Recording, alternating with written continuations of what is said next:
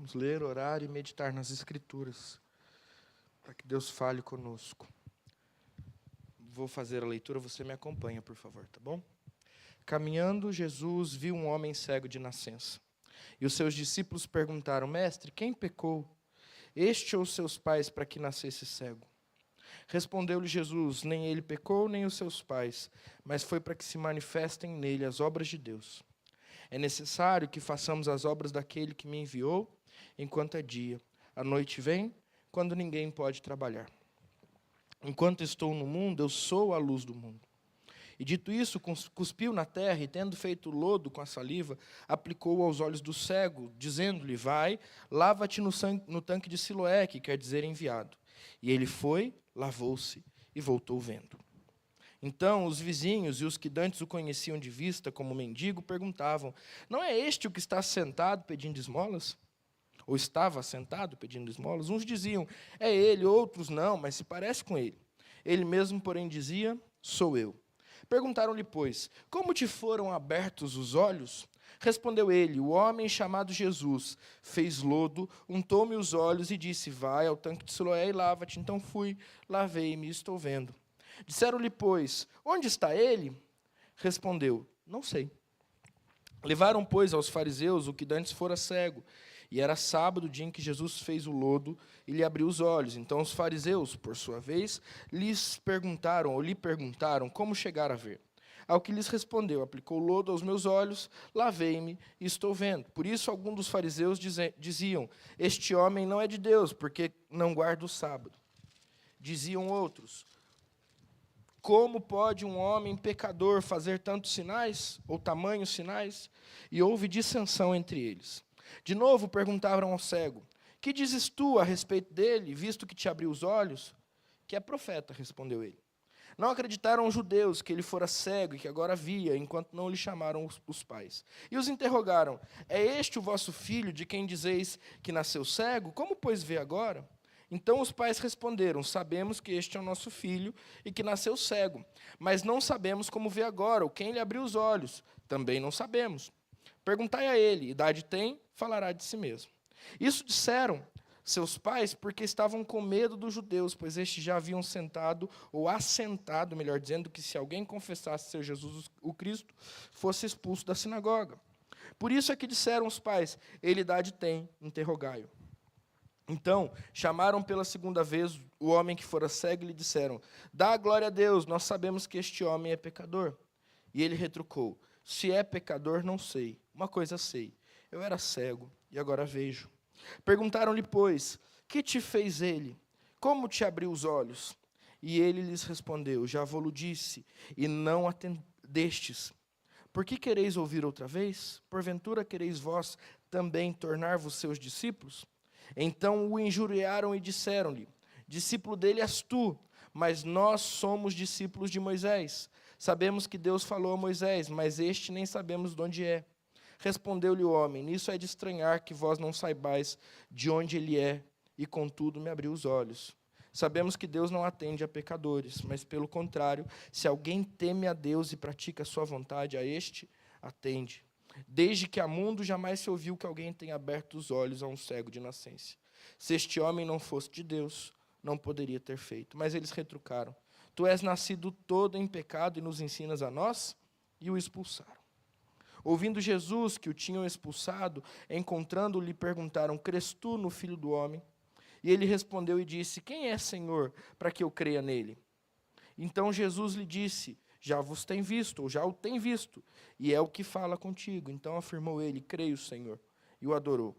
Prosseguiu Jesus: Eu vim até este mundo para o juízo, a fim de que os que não veem vejam, e os que veem tornem-se cegos.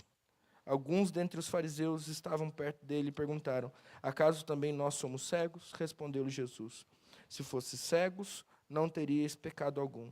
Mas porque agora dizeis, nós vemos, subsiste o vosso pecado. Até aqui. Vamos orar?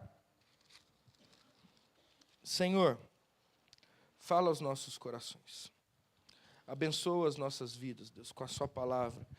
E que nós possamos crescer espiritualmente através dela. Que nós sejamos edificados transformados, consolados, confrontados, levados, Pai, a um entendimento um pouco mais profundo de quem o Senhor é e de quem nós somos diante da sua palavra. Eu oro, Pai, em nome de Jesus, para que as palavras dos meus lábios e o meditar do meu coração sejam agradáveis a Ti, porque o Senhor é a nossa rocha e o nosso Redentor. Amém e amém. Muito bem. Meus irmãos, a gente está junto já há 4 anos. Esse é o meu 4º ano aqui na igreja. E uma das coisas que eu sempre gosto de fazer, enquanto preparo e penso nos meus sermões, é separar o mês de setembro para a gente olhar para dentro da gente, com a temática do Setembro Amarelo, que está lá na saúde, prevenindo a gente de doenças mentais e consequências graves de tudo isso. Então, eu gostaria de continuar com essa intenção e, durante esse mês, propor a vocês que nós tenhamos um tempo para refletir a respeito de nós mesmos, não apenas da igreja, de olharmos para dentro de nós e crescermos como cristãos. Porque eu creio que o Setembro Amarelo precisa de palavra de Deus, porque o Setembro Amarelo, nos lembra do problema. Se você não sabe o que é o mês de conscientização da saúde mental, da importância da saúde mental e da conscientização da prevenção do suicídio, né?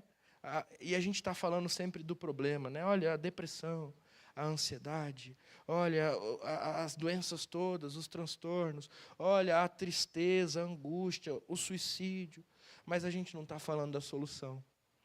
E eu creio fielmente que a solução para todos esses problemas está em Cristo Jesus e no que Cristo Jesus nos convida a fazer. E é por isso que nós, então, vamos olhar para dentro de nós. Pastor, mas eu estou bem, não passo por isso. Você conhece quem passa. Pastor, mas eu tenho fé e eu não sei por que eu passo por isso. Abra o seu coração. Deixe que Jesus te conduza ao entendimento do que a fé bíblica pode fazer por você nesse tempo.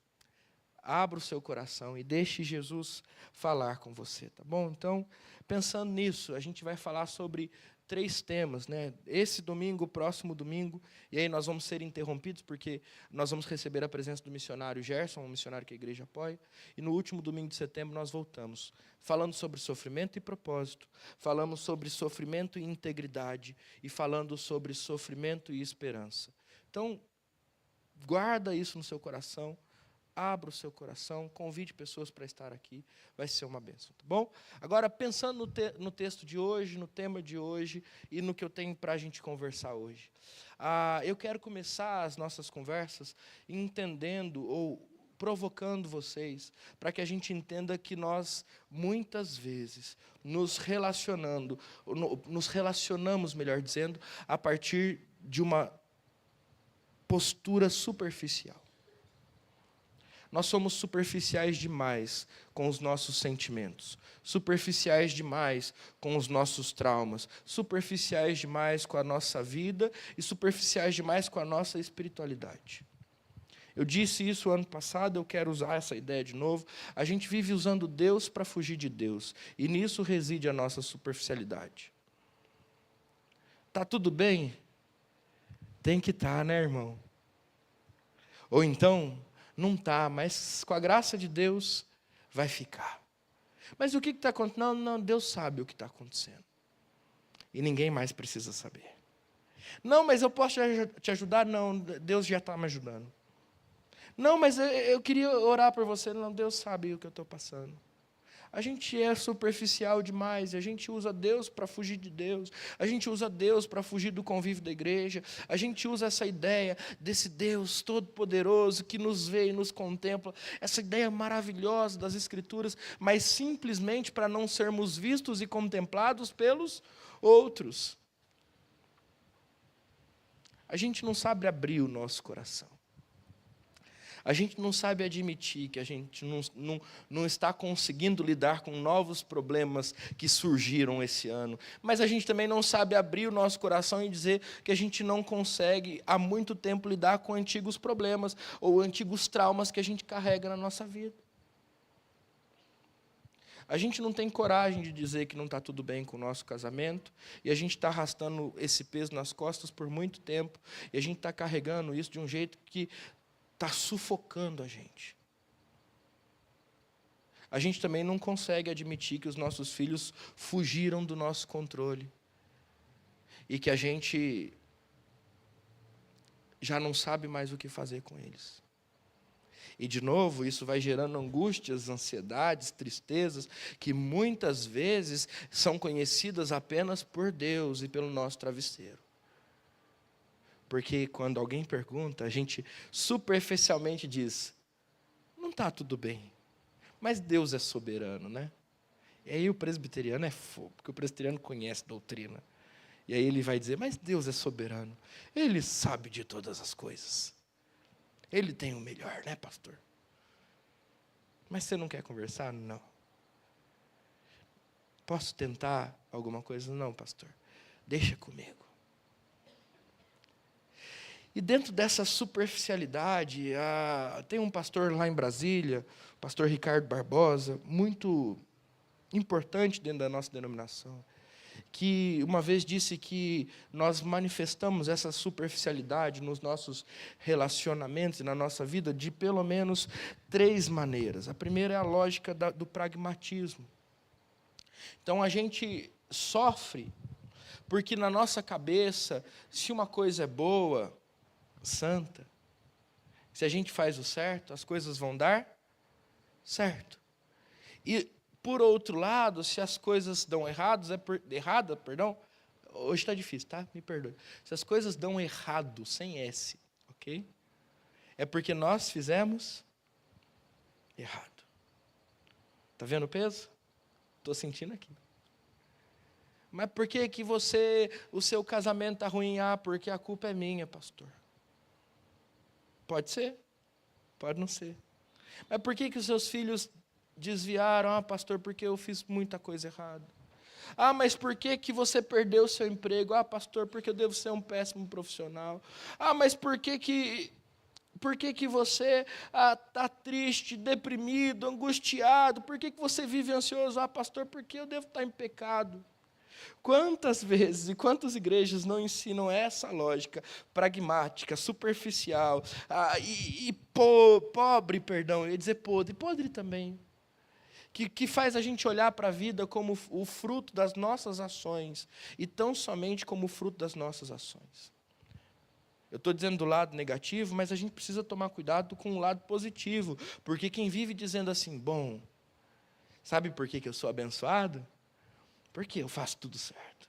Sabe por que que eu tenho uma família bonita? Porque eu oro com eles todos os dias. Sabe por que o meu filho é aquele ali, vem na igreja todo dia? É porque você não sabe a educação que a gente dá para ele em casa.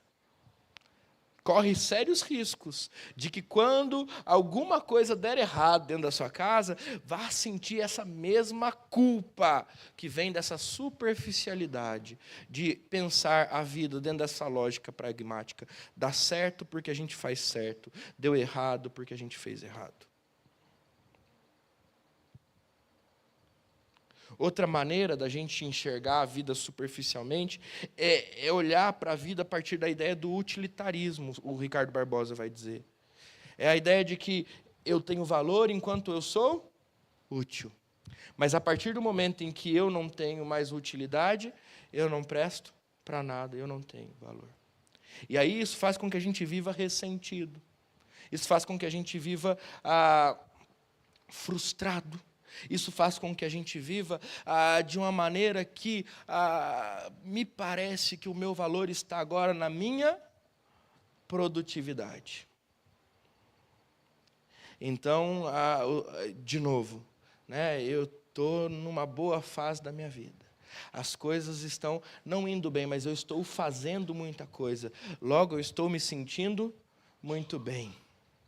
No entanto, alguma coisa acontece, alguma peça muda naquele jogo de xadrez que a vida e as coisas precisam ir um pouco mais devagar, eu preciso pisar no freio, eu vou ter que abrir mão das coisas aqui que eu faço na igreja, porque eu preciso cuidar da minha casa, eu fui, sei lá, transferido no trabalho, peguei um cargo onde eu não faço tanto e não sou tão importante como eu era antes. Ou então aqui na igreja eu estava num ministério e de repente o conselho me colocou em outro, que aí eu nem me sinto tão útil assim. E aí a gente experimenta esse sentimento de frustração, porque a nossa mente, a nossa identidade estava ligada àquilo que a gente fazia e não àquilo que Deus diz que a gente é.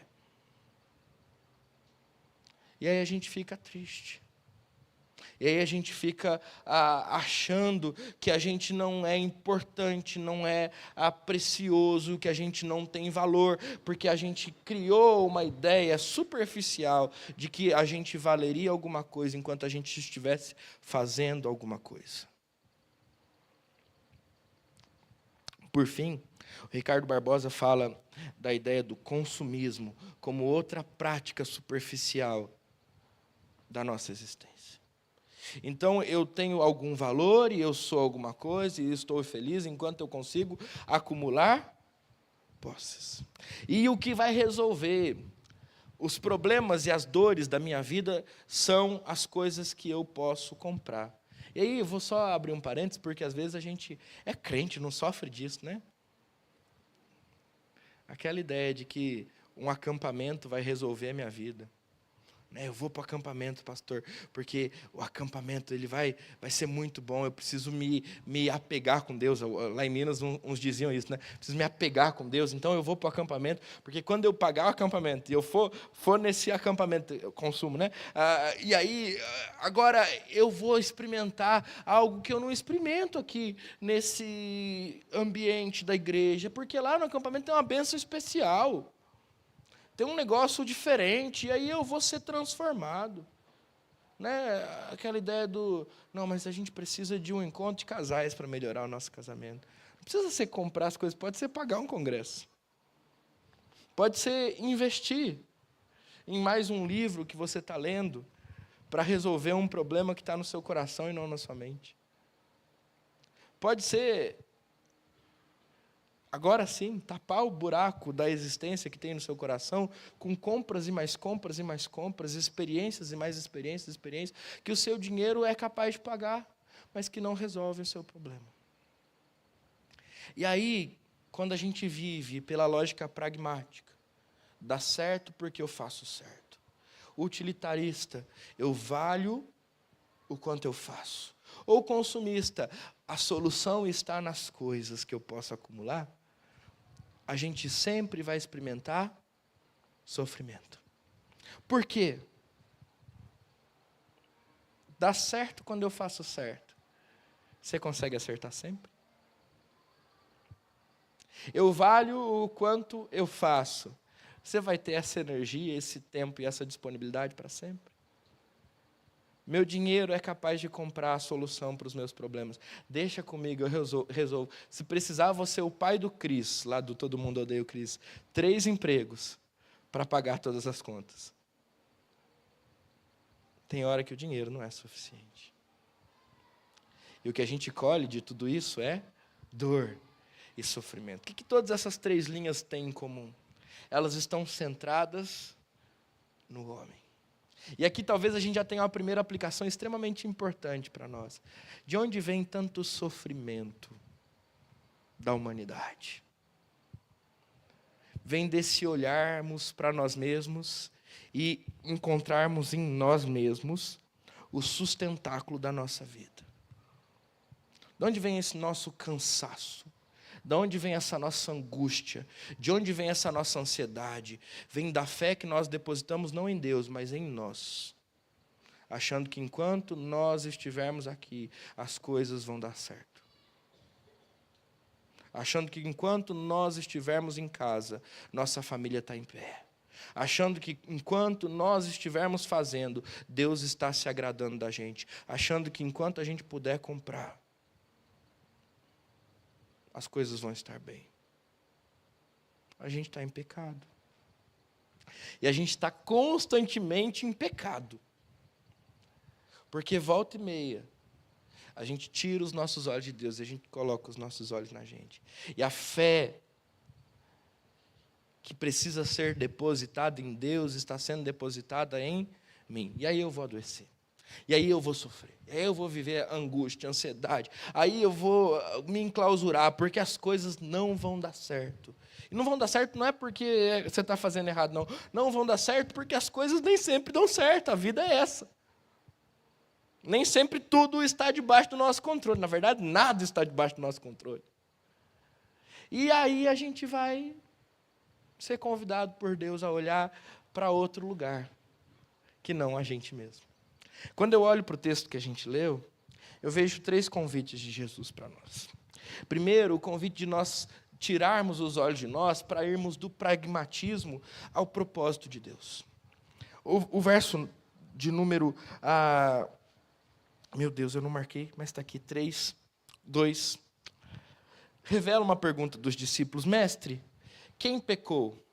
Este ou seus pais? Para que ele nascesse cego. Quem pecou?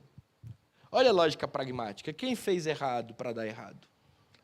Quem é o culpado dessa desgraça? De quem é a culpa do sofrimento? Quem é o autor do mal? É uma pergunta que na teologia a gente nunca respondeu e talvez nunca vá conseguir responder.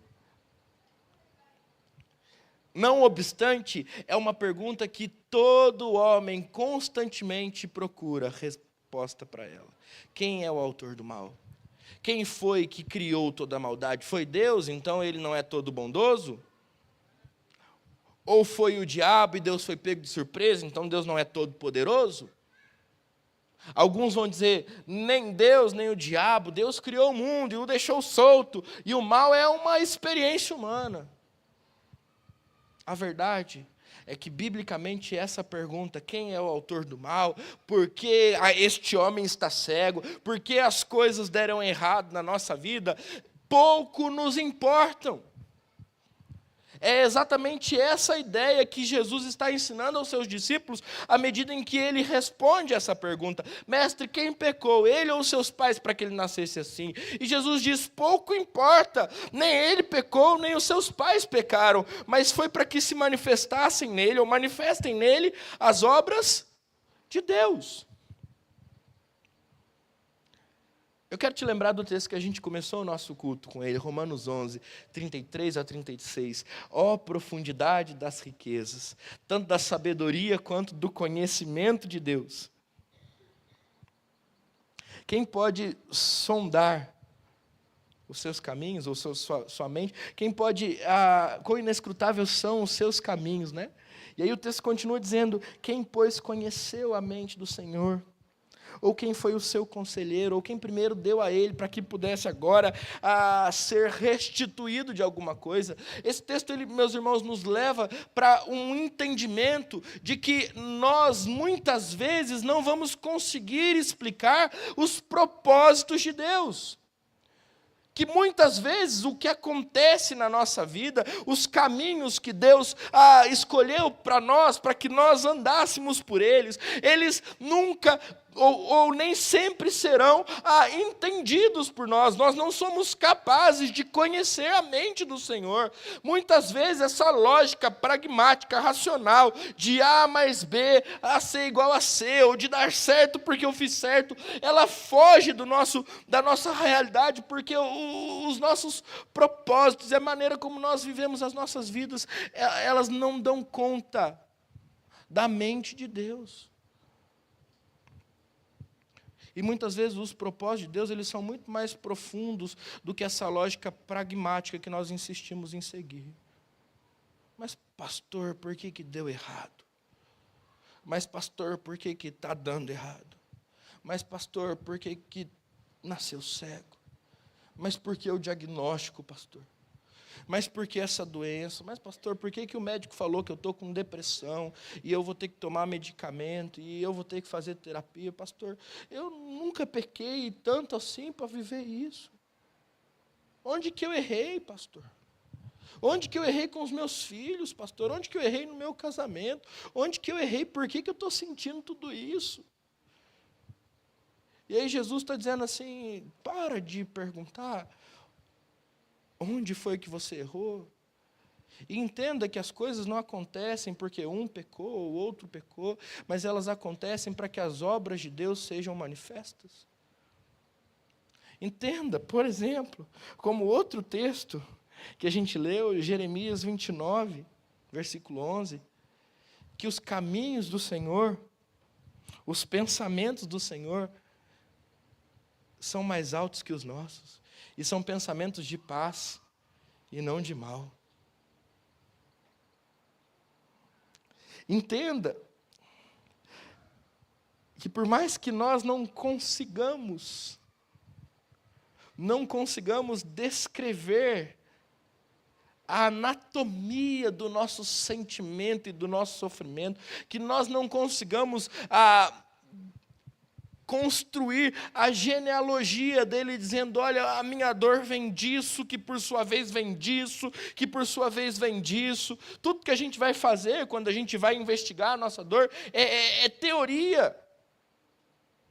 Mas ainda que a gente não consiga explicar o porquê a gente sofre, de onde vem isso, de onde vem aquilo, porque o homem nasceu cego, se quem pecou, ele ou os pais, a gente consegue encontrar, no meio de todo esse desconforto que a dor é, o propósito de Deus para as nossas vidas. Ele não estava cego porque um ou outro pecou, mas ele estava cego para que as obras de Deus se manifestassem nele. Deixa eu aplicar isso ao seu coração. Eu não estou dizendo que pecado não tem consequência, ok? Mas eu estou dizendo que muito mais importante do que a gente tentar identificar o responsável pelo sofrimento da gente, é a gente perguntar para Deus qual é o propósito dele para tanta dor e sofrimento. Mais importante da gente perguntar o porquê nós estamos passando por tudo que nós estamos passando, é a gente perguntar para Deus o para quê Ele quer que a gente passe por isso. Senhor, qual é a obra que o Senhor está fazendo na minha vida, diante de tudo o que está acontecendo? Porque esse é o propósito do Senhor para mim. É isso que o Senhor quer que eu entenda. Então abandone o pragmatismo. Abandone essa ideia de procurar o culpado pelos seus filhos estarem longe da casa do Senhor. Abandone essa ideia de procurar o culpado por você ter passado ou estar passando crises dentro do seu casamento. Nesse primeiro momento, abandone a ideia de culpar o seu cônjuge. Abandone também a ideia de procurar o culpado da sua depressão, o culpado da sua angústia, o culpado da sua ansiedade. Pergunte para Deus qual é o propósito que Ele tem em tudo isso. Entende? Porque quando você entender o propósito, não vai importar quem é o culpado da crise do seu casamento. Você vai ser o primeiro a abrir mão de tudo aquilo que aconteceu, pedir perdão para que as coisas sejam possíveis novamente. Quando você entender o propósito, você não vai ficar querendo culpar alguém pelos seus filhos estarem longe da casa do Senhor. Você simplesmente vai descansar no Deus que tem propósito para todas as coisas e desfrutar do cuidado dele enquanto você crê que ele tem planos para os seus filhos. Quando você entender o propósito, você não vai relutar em seguir o tratamento que o médico, o psiquiatra te passou para a sua depressão. Você vai fazê-lo para que você se veja livre de tudo isso e para que você possa viver o propósito de Deus para a sua vida. Entende? Qual é o propósito de Deus para as nossas vidas? Romanos 8, 28.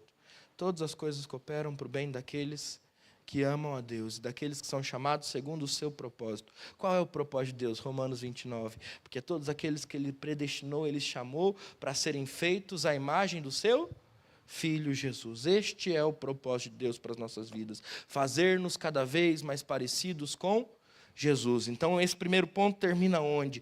Termina onde nós deixamos de nos perguntar, Senhor, por que está acontecendo? E passamos a orar, Senhor, eu não quero saber mais por que está acontecendo. Eu só quero saber como é que o Senhor vai me fazer mais parecido com Jesus no meio dessa história toda. Entende? Então troque a sua ansiedade pelo desejo de ser mais parecido com Jesus. Troque a sua angústia pelo desejo de ser mais parecido com Jesus. Troque esse cinza da vida pelo colorido de ser mais parecido com Jesus. Troque as acusações dentro de casa pelo desejo de ser mais parecido com Jesus. Troque as murmurações pelo desejo de ser mais parecido com Jesus.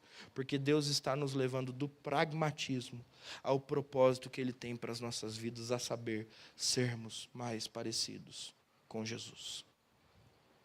Em segundo lugar, Deus também nos leva do utilitarismo à identidade da graça. Olha só como o utilitarismo aparece nesse texto, essa ideia de que a gente é útil pelo que a gente faz. Como é que o cego é identificado no versículo 8? Eles olham para ele, agora ele está vendo, e aí eles se espantam. E a pergunta que eles fazem é: não é este o que estava sentado pedindo esmolas? Ele é definido pelo que ele faz. E olha como essa ideia de que a gente é útil enquanto a gente beneficia os outros, e que a gente deixa de ser útil quando a gente começa a incomodar, ela é aplicada a Jesus no versículo 16, porque aí a gente vai dizer o seguinte, eles vão dizer, esse homem não é de Deus, porque ele fez um trabalho, ele curou alguém, ele fez tudo isso no sábado, então ele não vale nada, ele desrespeitou uma lei. Mas pior do que isso, olha como esse mesmo utilitarismo, ele aparece agora na relação entre o cego e os seus pais, quando estes, questionados pelos fariseus, quando estes, questionados pelos fariseus, agora respondem o seguinte, uma coisa eu sei, ele era cego, outra coisa eu sei, nasceu assim, e agora ele vê. Agora, quem foi que fez o que ele fez ele ver? Aí você pergunta para ele, que ele tem idade para responder. Pergunta a ele, ele tem idade, ele falará por si mesmo. Qual é o papel do pai e da mãe? Qual é o papel do pai e da mãe de um cego? Qual é o papel do pai e da mãe de um cego que está sendo acusado e agora precisa ser protegido? Um ex-cego agora, né? Está acusado e precisa ser protegido da fúria dos fariseus que não conseguem entender e receber a obra de Deus, proteger os seus filhos. Mas como os pais são utilitaristas, o que eles fazem? Bom, quer saber do negócio? Eu posso dar 2 informações para vocês. O resto é com ele, porque eu não quero me complicar. É melhor vocês verem lá. Deixa que ele diga para vocês o que ele pensa. O que eu sei é que ele era cego. E agora, pelo jeito, ele está vendo, é meu filho mesmo. Agora o resto, vê com ele. Porque ele só é meu filho até aqui. Daqui para frente eu não vou me complicar por ele.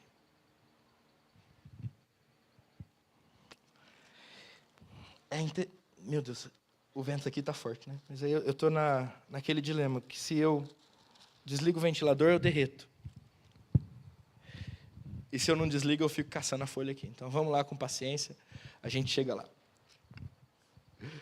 Essa visão, meus irmãos, utilitarista, que é aplicada a nós, passa a ser aplicada aos outros, ela é um perigo para a igreja. Ela é um perigo, primeiro, para nós mesmos diante de Deus. Eu já disse para você desse vídeo. Se você não viu, vai ver hoje no fim do culto. Aquele menino, aquele meme, né? Aquele menino que está lá tocando bateria e de repente ele para e fala assim, olha o que Deus faz na vida da gente, irmãos. Olha o que Deus faz na vida da gente. Eu não era nada. Agora eu sou um baterista. Essa visão é perigosa. Mas essa visão, por mais que seja engraçada, quando a gente vê um menino de 8 anos replicando uma cultura religiosa, que diz que a gente vale o que a gente faz, ela é muitas vezes vista aqui, dentro da gente. Porque, muitas vezes, a gente alimenta no nosso coração desejos de tornarmos-nos líderes presbíteros, diáconos, presidente de sociedades internas, desejo de tornarmos-nos pessoas influentes dentro da igreja, não para servir a igreja, não para servir os irmãos, não para servir acima de tudo o nome de Cristo, mas porque quando nós nos tornarmos um presbítero, um diácono, um líder, um presidente, um vice-presidente, um pastor, nós seremos importantes. É essa mesma ideia que faz com que a gente esconda os problemas que acontecem dentro da nossa casa. Porque quando a gente mostrar o que acontece lá dentro, o quanto fede o nosso chulé, o quanto a gente briga, quando a gente tirar esse reboco que a gente passa na cara e as pessoas virem o quanto de espinha a gente tem, então a gente vai perder o nosso valor. Quando eu confessar o meu pecado para o pastor, pedindo ajuda para ele, então eu não vou mais ser amado. E se eu disser então que eu estou em depressão e que eu fui no psiquiatra e ele mandou eu tomar um remédio, então eu acho que o meu nome vai sair do livro da vida. Tudo isso é utilitarismo. E tudo isso reflete essa lógica do texto bíblico, onde as pessoas são tratadas pelo que elas fazem ou deixam de fazer. Olha lá o cego, que vivia pedindo esmola. Olha lá Jesus errado, porque fez um milagre no sábado. Esse aqui não é meu filho para isso, não. Eu não vou me complicar por ele. Pergunte a ele, e ele se virará. Mas é interessante que quando a gente lê os versos 30, 31, 32 e 33, a gente vê esse mesmo cego agora transformado pela graça de Deus, confrontando os fariseus e mostrando para eles que nós não somos aquilo que nós fazemos, mas nós somos aquilo que Deus diz de nós. Eu vou ler com você. Respondeu-lhes o homem cego: nisso é de estranhar que vós não saibais de onde ele é. E contudo me abriu os olhos. Sabemos que Deus não atende a pecadores. Mas pelo contrário, se alguém teme a Deus e pratica a sua vontade, a este atende. Desde que há mundo, jamais se ouviu que alguém tenha aberto os olhos a um cego de nascença. Se este homem não fosse de Deus, nada poderia ter feito.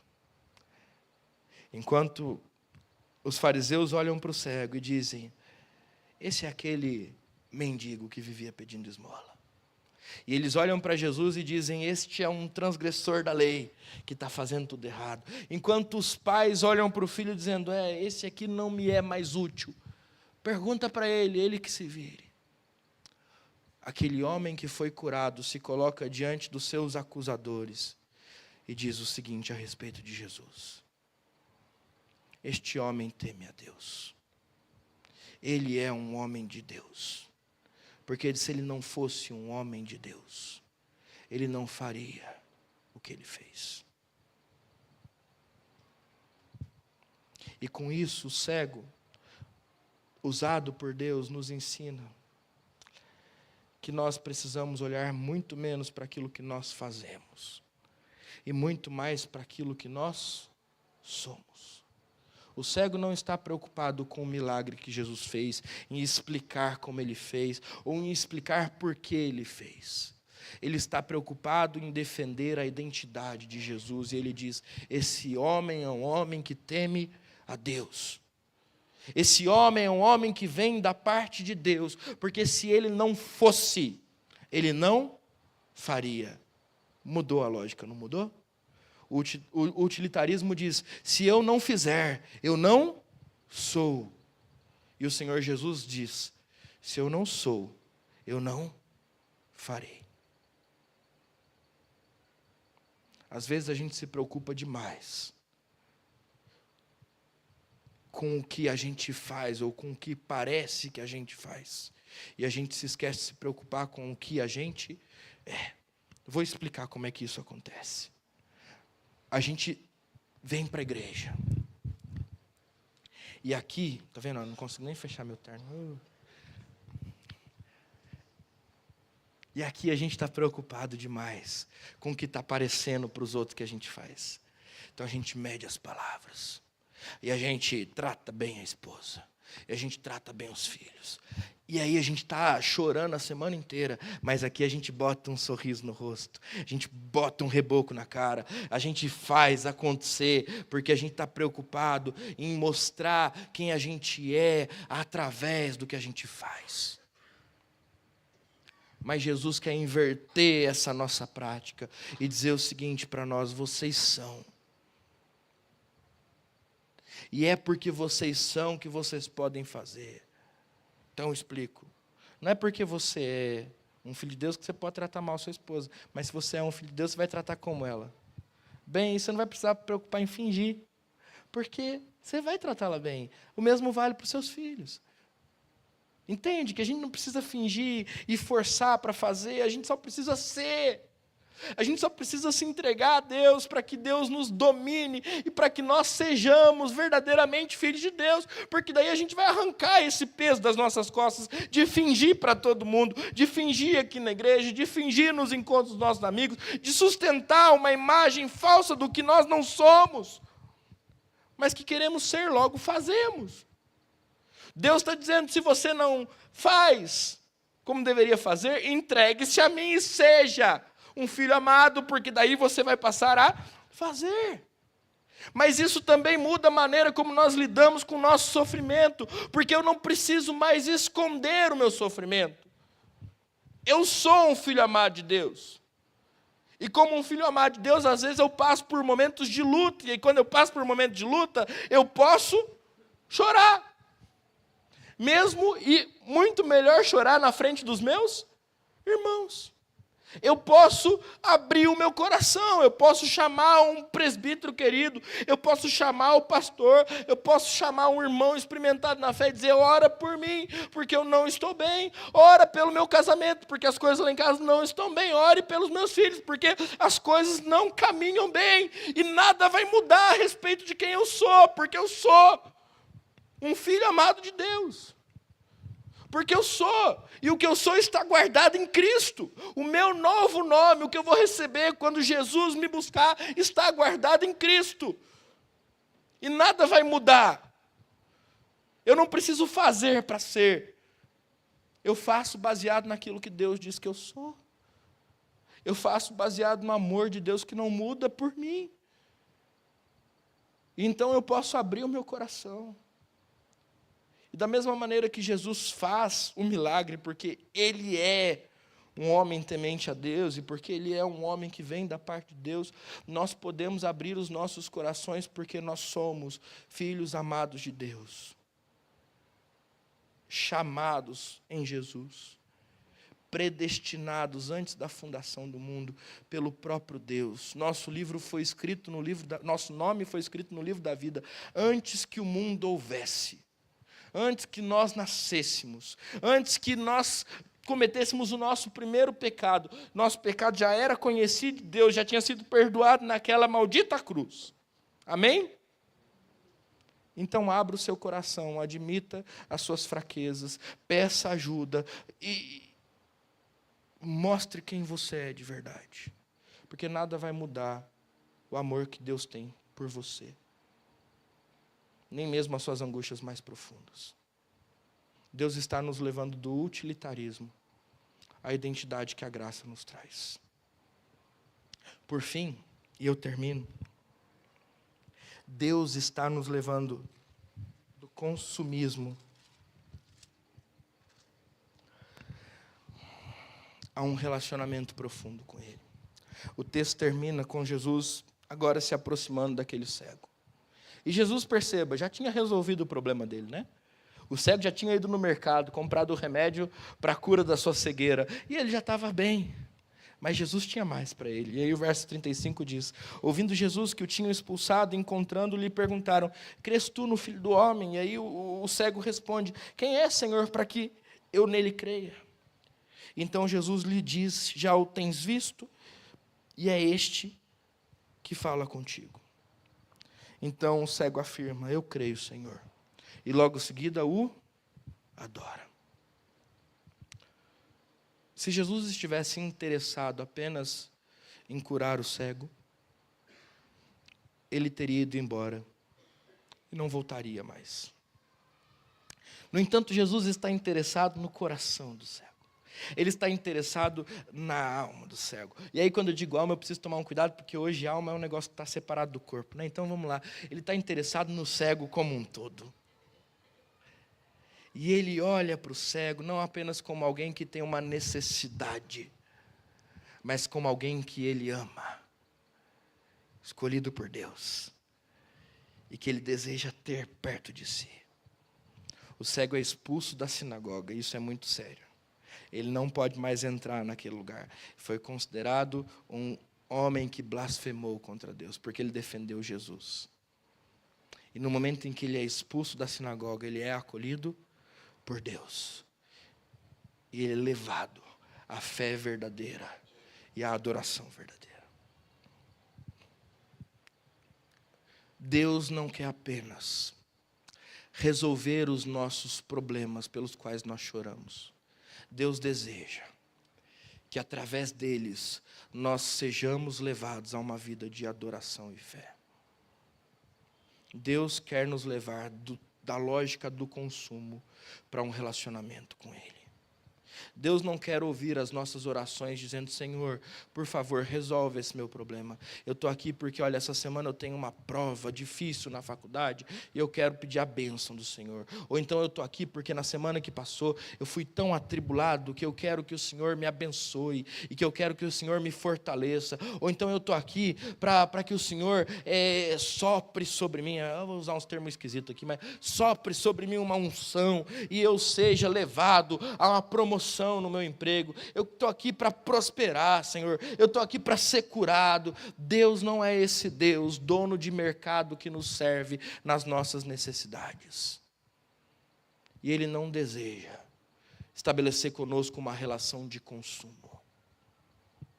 E é por isso que Ele nos encontra em meio aos nossos sofrimentos e nos conduz a um lugar de adoração e relacionamento. Então Ele deseja que nós oremos a Ele dizendo assim: Senhor, eu estou aqui. E essa semana eu tenho uma prova. Eu estou estudando para ela, para glorificar o Seu nome. E eu estou ansioso com ela. Mas eu quero descansar na providência do Senhor, porque o Senhor é um Deus bom, que me ama. Ele quer que a gente ore assim: Senhor, a semana foi um caos. As coisas aconteceram de uma maneira que fugiram do meu controle. Eu já não sei o que fazer para resolver os problemas que eu tive essa semana. Mas eu resolvi parar o meu domingo, porque eu sei que os problemas continuarão lá. E se tem alguém que pode me sustentar em meio a eles, esse alguém é o Senhor. Deus quer ouvir orações do tipo: Senhor, eu sei do meu diagnóstico e eu estou me tratando. Eu estou agindo com responsabilidade para com Ele, de acordo com a Sua palavra. Se a psiquiatra falou que eu tenho que tomar remédio, eu estou tomando remédio. Se o médico falou que eu vou precisar do tratamento, eu estou fazendo o tratamento. E eu não sei o que vai acontecer comigo, eu não sei se eu vou ser curado, eu não sei quando eu vou ser curado, eu não sei quando eu vou ter alta do meu tratamento, mas eu sei de uma coisa: se eu viver, eu quero viver para a glória do Senhor. Se eu morrer, eu quero morrer para a glória do Senhor. E é isso que me importa, glorificar o Senhor enquanto eu viver.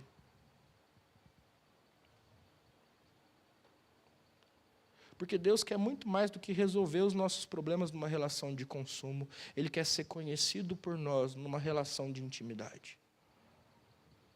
E esse Deus que nos leva do pragmatismo aos seus propósitos para nós, esse Deus que nos leva do utilitarismo à nossa identidade em Cristo, é o mesmo Deus que nos leva dessa relação de consumo para um relacionamento íntimo, onde nós o conhecemos em meio às nossas dores. Então, eu quero terminar meu sermão te dizendo: pare de se perguntar o porquê das coisas. E comece a se perguntar, ou melhor, a perguntar para Deus: o que Ele quer fazer com tudo isso? Pare de se fazer de vítima, dizendo, ai meu Deus, eu não sei o que eu fiz de errado, eu não sei por que está assim. Geralmente a gente sabe, tá? A gente só se faz de vítima. Mas pare de ser uma vítima. E seja aquele que se coloca como um servo de Deus. Para que Deus faça de você um instrumento da sua vontade. Senhor, eu não quero mais saber por que eu estou assim. Eu quero que o Senhor me use e me transforme de acordo com os seus propósitos e a sua vontade. Segundo, pare de fingir ser quem você não é. Pare de achar que o seu valor está naquilo que você faz. Pare de parecer alguma coisa. Volte-se para a cruz de Cristo, que diz que você é um filho amado de Deus. E seja a partir dela. Está tudo bem a gente chorar no culto, se for preciso. Está tudo bem a gente pedir para um irmão orar por nós, se for preciso. Está tudo bem a gente, num ambiente seguro, expor as nossas dificuldades, se for preciso. A gente não é medido pelo que a gente faz ou deixa de fazer. A gente é medido pela cruz, pelo amor de Deus, que segundo Paulo é grande o suficiente, profundo o suficiente, comprido o suficiente, largo o suficiente, para cobrir a imensidão dos nossos pecados. Você não precisa fingir. Deus te vê e Deus te ama. Tira esse peso das costas. Peça ajuda em nome de Jesus. Peça oração em nome de Jesus. Derrame suas lágrimas. Não só quando você está sozinho. Minha avó costuma dizer que o chuveiro é um bom companheiro para chorar. Eu discordo dela todas as vezes. Ela tem os motivos dela, ela não quer me dar trabalho, segundo ela, então ela não quer chorar na minha frente. Mas eu discordo dela, com muito amor, eu sempre discordo dela. Porque o chuveiro não é um bom lugar para chorar. Chuveiro não abraça ninguém. Chuveiro não acolhe. Chuveiro não consola. Travesseiro também não. A gente precisa aprender a chorar no ombro uns dos outros. A gente precisa aprender a orar com os nossos irmãos enquanto eles derramam as suas lágrimas. A gente precisa aprender a abrir o nosso coração, porque nada muda quem a gente é diante de Deus. Por fim, pare de ser um sem vergonha do interesseiro, que busca a Deus só quando o calo aperta, que aparece no culto só quando as coisas estão difíceis. Pare de achar que essa inconstância, essa fé inconstante, vai te beneficiar de algum jeito. Deus não quer ser o dono de mercado que tem o produto certo para a sua necessidade. Ele quer ser o seu pai, o seu amigo, aquele que você busca no dia da angústia, a quem você agradece no dia da felicidade, com quem você anda todos os dias.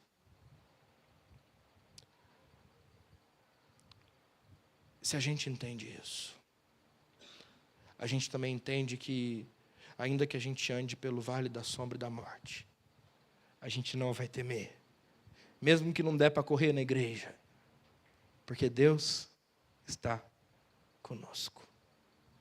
Se a gente entende isso, a gente entende que a intimidade do Senhor está para aqueles que o temem, para os quais Ele dará a conhecer a sua aliança.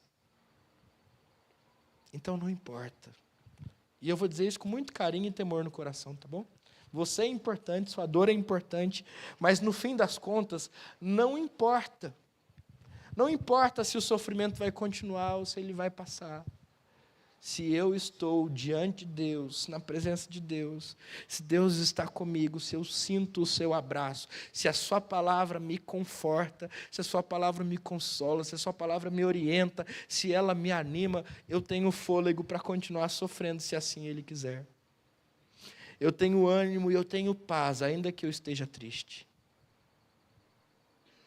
porque Deus é o nosso pastor e nada nos faltará. Amém? Abra o seu coração e conjugue o seu sofrimento com o propósito de Deus. E assim você vai conhecê-lo e se tornar cada vez mais parecido com Jesus. Amém? Deus te abençoe. Eu quero orar por você. Senhor, o Senhor conhece as nossas lágrimas. O Senhor conhece as nossas vidas. O Senhor sabe o que a gente está sofrendo. O Senhor sabe o que a gente está passando. O Senhor sabe tudo de nós. E não há o que a gente possa fazer para fugir da sua presença. Não há o que a gente possa fazer para fugir da sua face, para esconder as nossas lágrimas. A gente até tenta esconder dos nossos irmãos, o que a gente não deveria fazer. Mas do Senhor a gente não esconde. E ainda assim, com tanta dor, com tanto sofrimento, com tanta dificuldade, ainda assim o Senhor nos ama.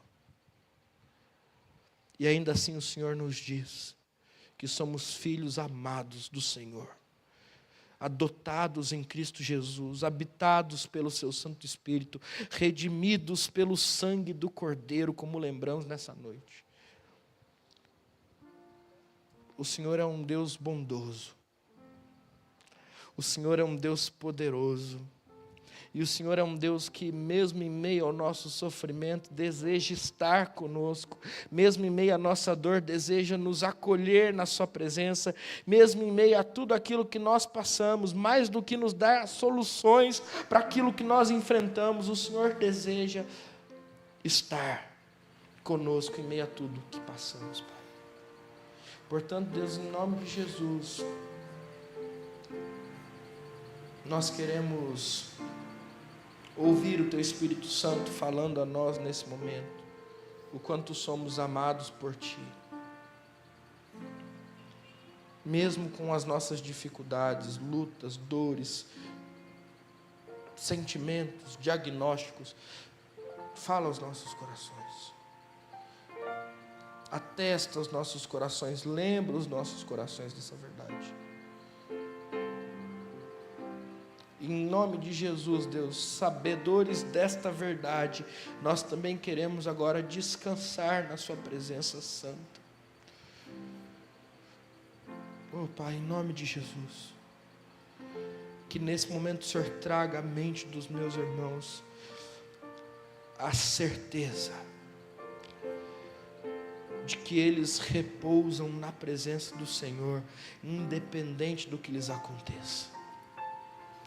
Independente do sentimento ao qual eles são submetidos, ou os quais estão dentro do coração deles. Pai, em nome de Jesus,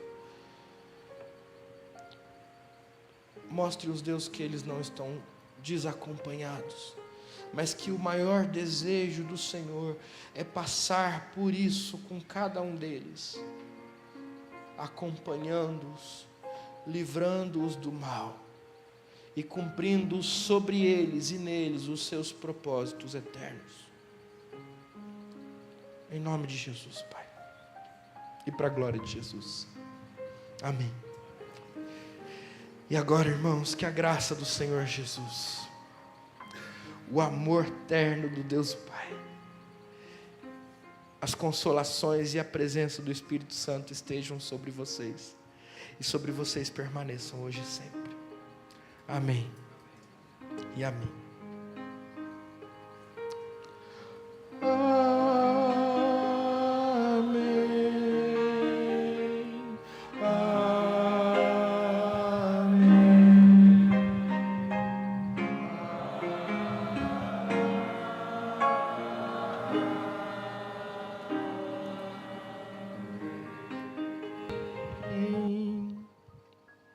Amém. Amém. Deus te abençoe muito. Que você tenha uma semana abençoada na presença de Deus. Amém? Quero dar as boas-vindas aos nossos visitantes. Alguns nos visitam pela segunda, terceira vez, outros nos visitam pela primeira vez, e esses eu quero citar aqui. Então, Pedro Rocha e o Daniel, que estão lá no PV com o Rafael. Deus abençoe, não precisa levantar não. Só dizer a vocês que vocês são bem-vindos. E que é muito bom ter vocês com a gente. Voltem sempre, tá bom? Deus abençoe muito. A gente está muito feliz de ter vocês aqui com a gente. Cuidado com o Rafa. a gente tem conhecido ele não é muito legal, não. Né? Ele morde, às vezes. O Rafa é uma bênção, gente. Só brincadeira, só brincadeira. Às vezes eu faço essas brincadeiras. Né? Também o Marcos, que está pela terceira vez com a gente, mas a Luana, esposa do Marcos, que bom que você veio, Luana. Deus abençoe muito. Seja muito bem-vinda. A gente está muito feliz em ter vocês aqui com a gente. A Clarinha está lá embaixo, né? E Deus abençoe muito vocês. Também a Karina e a Giovana. Onde é que você está, minha irmã? Não está? Desceu com a criança, eu acho. Tudo bem. A Karina e a Giovana também. Eu vi elas entrando na hora que o culto estava começando. Acho que ela era uma senhora com um bebê. Deve ter descido. Mas é bom ter ela aqui com a gente também. Muito bom ter vocês todos que nos visitam pela segunda vez, pela terceira vez. É muito bom ter vocês aqui. Tá bom? Agora, alguns avisos importantes para a gente caminhar. Essa semana, vocês vão receber lá no grupo de avisos os avisos cotidianos, mas alguns eu quero destacar. Primeiro deles, sábado que vem, 9h, toda a liderança da igreja está convocada para uma reunião de oração aqui no templo, ok? Um tempo importante para nós alinharmos os nossos corações, para buscarmos a vontade de Deus e sonharmos com o futuro da igreja. A gente vai fazer isso a partir de agora constantemente. Essa é a primeira reunião. E os líderes estão convocados, ok? Convocados. Ah, pastor, eu não quero ir. Então, vença o seu sentimento, a sua preguiça, a sua vontade. Pastor, o senhor avisou há 2 semanas atrás, mas há 1 mês atrás eu já tinha marcado um compromisso. Tudo bem, se ele não pode ser adiado, você cumpra o seu compromisso, e aí, em outro momento, a gente vai... No sábado, agora, a gente já vai marcar o próximo, e aí você vai ser avisado, e, por favor, venha nos próximos, ok?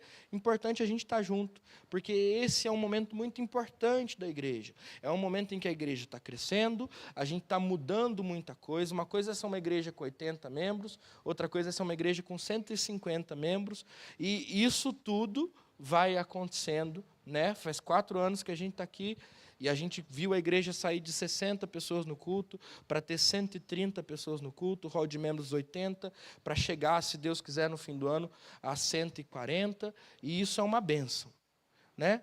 Mas isso traz demandas, trabalho, e a gente precisa trabalhar juntos, sempre com oração. A oração é o primeiro recurso, e é isso que a gente vai fazer. Combinado? Entenderam? O recado está dado? É isso aí. Segundo aviso, no mesmo dia 9, sábado, à noite, 7h, Alexandre, só confirma, 7 ou 7h30? 7h. Nós vamos ter aqui um tempo especialíssimo. É aniversário da nossa UPH. O que é o UPH, pastor? União Presbiteriana de Homens. Então, os nossos homens que têm sido levantados por Deus nessa igreja para servir e têm servido nas mais diversas áreas. Deus nos tem dado um tempo muito especial. Estão louvando a Deus por 28 anos de organização. E aí a igreja está convidada para estar presente, às 19h, num culto especial. Os nossos jovens, se eu não me engano, vão conduzir o louvor, e o pastor Cícero, da Igreja Presbiteriana de Jardim Imperial, vai estar conosco. Você vai estar junto, está sendo convidado. E nós vamos louvar a Deus por todo esse tempo que Ele tem nos dado. Tá bom? Então, sábado que vem, às 19h. Os demais avisos, eles estão sendo dados no grupo de aviso, e eu peço para que vocês se atentem a isso. Às vezes a gente deixa o grupo passar, né? Mas olha lá, porque agora tudo que é comunicação a gente está fazendo lá. Vou falar o que eu falei hoje de manhã, né? Nós estamos organizando o nosso Ministério de Comunicação, e com isso nós também estamos divulgando um pouco mais o nosso trabalho. Então, a partir dessa semana, por exemplo, a gente vai soltar uns vídeos no Instagram sobre o Setembro Amarelo, mensagens de esperança rápidas. Aí você vai lá, compartilha, para que as pessoas tenham acesso à página da igreja, né? Deixa eu contar uma fofoca para vocês. O Marcos chegou na quinta-feira no estudo bíblico, nosso visitante. Depois você briga comigo, tá, Marcos? Conhecendo a nossa igreja, me conhecendo sem eu conhecer ele. Pô, eu estou assistindo uns cultos, já vi uma coisa ou outra, né? Vi lá no Instagram que hoje ia ter o estudo. Olha que bênção, o alcance que a gente pode ter se a gente trabalhar com essas ferramentas também. Então, por que eu... Ô, Marcos, desculpa, briga comigo não, tá? Ou briga lá na porta, mas espera um pouquinho. Por que eu estou te dando esse exemplo? Para você me ajudar. Porque eu tenho, sei lá, 1000 amigos na minha rede social, você tem mais quantos? Né? E quantos lá não conhecem a Jesus? E quantos lá precisam de uma igreja? E quantos lá estão procurando uma igreja? E a gente divulga. E quando a gente divulga, as pessoas começam a nos conhecer, a nos sondar e a se aproximarem de nós. E, de repente, essa é uma nova estratégia que Deus nos tem dado para alcançar mais pessoas, num tempo em que tudo está mudando, né? Então, a gente também tem que investir em outras coisas. Então, me ajuda com isso. A gente vai colocar lá no grupo de aviso, você acessa lá, compartilha, para a gente começar a chegar em mais e mais gente, tá bom? Então, eu acho que é isso. Eu esqueci alguma coisa? Minha cabeça aqui? Não? Uma coisa importante, está longe, mas a gente conversou sobre isso no conselho. Dia 28 e 29 de outubro, se eu não me engano, o último fim de semana de outubro, nós vamos ter o encontro da fé reformada junto com a igreja do Jardim Imperial. Ele vai acontecer de uma maneira bem dinâmica, mas é importante que você, meu irmão, minha irmã, entenda o seguinte: nós estamos desejosos de que o maior número de pessoas possível da nossa igreja participe desse encontro. Quem vai estar conosco? Reverendo Ronaldo Lidório e Reverendo João Petrecelli, 2 missionários da Igreja Presbiteriana, muito abençoadores para a nossa igreja, com um trabalho muito bonito que precisa ser conhecido. Mais do que isso, cabeças pensantes, homens de Deus, instruídos na palavra, que vão nos instruir. Então, qual é o tema do encontro? Nós vamos falar sobre o discipulado. Por que o pastor está incentivando vocês? Porque nós já temos falado disso nas quintas-feiras, e eu repito aqui no púlpito, não há outra maneira de nós crescermos saudavelmente que não seja pelo discipulado. Posso fazer 500 eventos, a igreja vai crescer? Não, a igreja vai inchar. Eu posso me pintar de palhaço e ser muito legal aqui, a igreja vai crescer? Pode ser que cresça. Da maneira que a gente quer que cresça? Não, porque não é o crescimento bíblico. Qual é o crescimento bíblico? O crescimento do discipulado. Então, nós queremos que cada um de vocês seja capacitado para discipular outras pessoas. E este congresso, este encontro da fé reformada, ele está servindo para isso.